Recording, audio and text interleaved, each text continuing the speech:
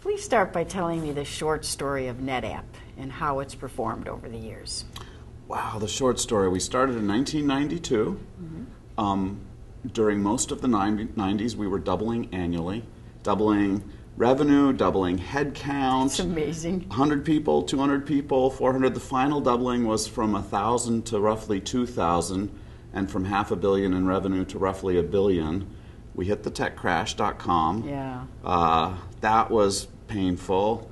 Did layoffs, completely retooled the company from being a rah-rah tech company selling to other rah-rah tech companies to being a much more mature enterprise company selling to Fortune 500, Fortune 1000 companies, and since then we've about quadrupled in size in this very new form.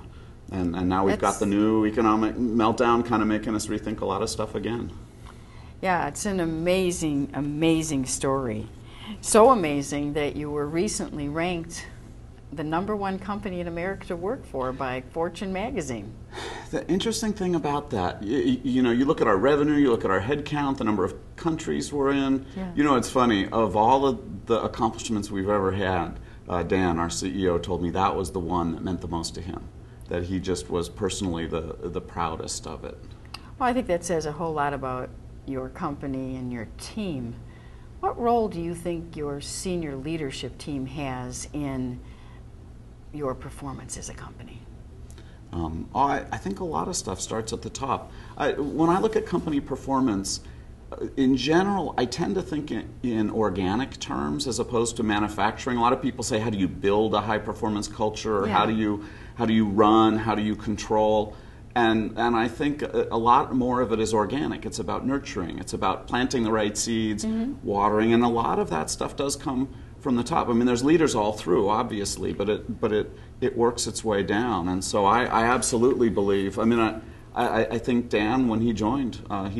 We started in '92, and he joined in '94. He really set the tone of a lot of cultural aspects that became so important. Well, you tell a story in your book about when he joined, how he stood up in front of a group of people and asked them how honest they were with one another. Do I have it right? Yeah, it was at an offsite meeting. So he joined as CEO, and naturally he held a strategy offsite with his staff pretty shortly after that. And one of the challenges we'd had as a company is a fair bit of politicking and just not the healthiest culture. And at the end of this 2-3 day meeting, he said, I want to ask a question. I want to ask everybody how they would rank our candor. And by candor, he said, I mean, did you say the same thing in the meeting that you're going to say outside the meeting? Do you think the other people, he said, I don't know you people, you know each other, you've been working together. Yeah, right. So scale of 1 to 5, 5 is good, rank the candor. I won't beat you up, I just need to know. We went around, and the score was about 2. Wow. I mean, you know, and he didn't beat us up, just like, you know, he said he wouldn't, but he just said, this is important to me.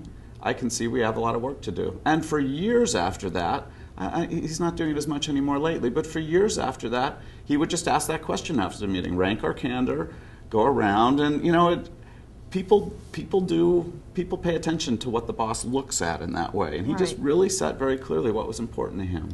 Well, how do you think, could you describe the way your team interacts with each other? The team that runs the company. Yeah, you know, depending exactly how you define it, but say 12 people on that order. It's pretty friendly. I've heard of teams that have a lot of fireworks and you know, sometimes it's even sort of friendly insults, but it can be pretty fiery. Very collegial, very respectful. One thing that I've always admired about the team that Dan has built, very different people. When I look at the personalities, because you see a lot of teams where the whole team is in the mold of the leader. And I look at, for instance, Dan and Tom, who's really been sort of his second guy, Tom Mendoza, for so long. Now we have another Tom as well, who's the COO president coming up.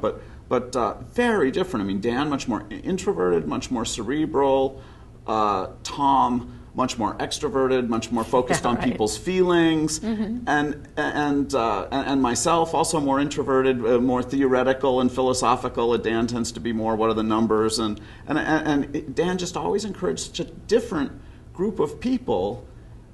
You could imagine it having negative consequences, and yet somehow he took that group and said, it's okay for you to all be different, contribute your different thing.